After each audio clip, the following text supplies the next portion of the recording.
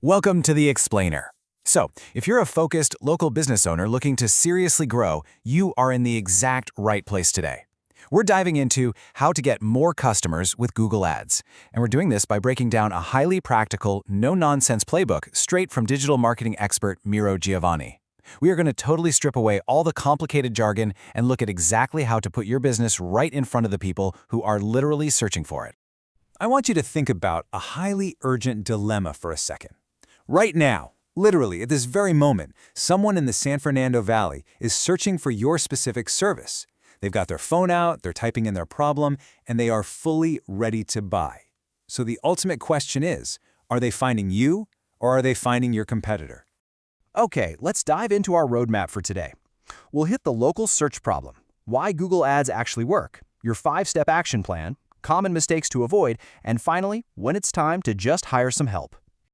Let's start right off with Section 1, the local search problem, and honestly, the frustrating reality of losing out to the competition. To really ground this, let's look at a few hyper-local examples.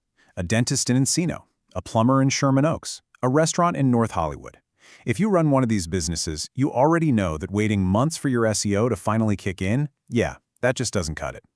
And just crossing your fingers that your latest social media post magically reaches the exact right person? Definitely not a strategy.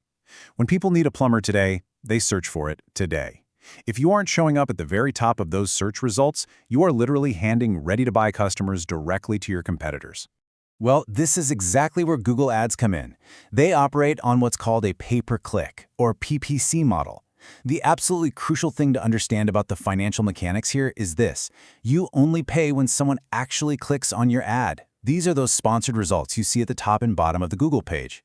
So if a homeowner in Tarzana types in Kitchener modeling contractor and your ad shows up, but they scroll right past and don't click it, you pay absolutely nothing.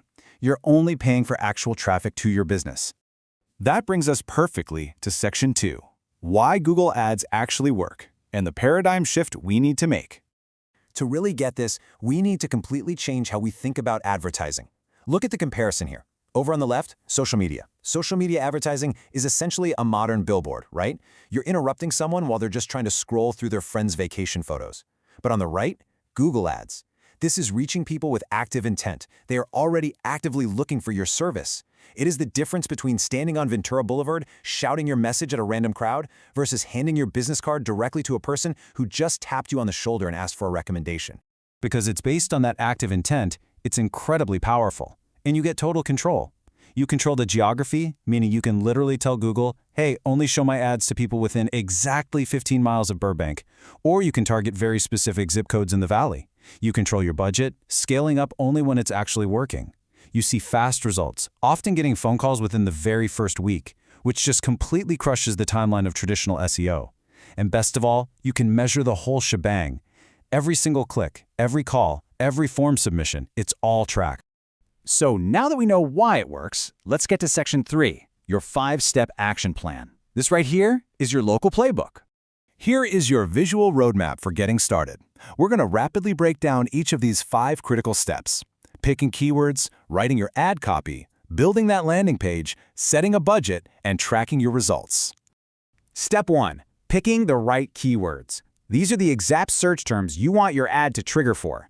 Listen, good local keywords always combine what you do with exactly where you do it. Dentist in Sherman Oaks or auto repair Glendale, those are fantastic. Bad keywords are just broad, generic terms like dentist or marketing. Broad terms cost way more money, and they pull in people who might live 50 miles away. It's a fantastic way to waste your budget on clicks that will literally never convert. Step 2 is writing your ad copy. When you're writing these ads, you need to answer one single question immediately. Why should I choose you? You've got to lead with what makes your business different. Is it free estimates, 20 years of experience, same-day service, 5-star reviews? Whatever it is that your local customers care about the absolute most, put that front and center in your ad text. Step 3. Okay, please pay attention to this one. Never, ever send ad clicks to your generic homepage. You absolutely must send them to a dedicated landing page that matches exactly what they just searched for. Think about it. If I search for roof repair Encino, I need to land on a page that is specifically about roof repair. I don't want a general services page talking about gutters and window installations. A dedicated landing page built for that exact search term will convert those clicks into customers way, way better than a homepage ever could. Step 4 is setting a realistic budget. People always ask what it takes to actually see the needle move. Well, the recommended starting monthly budget for most local businesses in areas like the San Fernando Valley is somewhere between $1,000 and $3,000. Now, there are no minimum contract lengths with Google, but this specific range gives the algorithm enough data to actually work with. Your exact number will depend on your industry, local competition, and how many new leads you can actually handle. And step 5, track your results. You absolutely have to install conversion tracking. Without it, you are literally just guessing.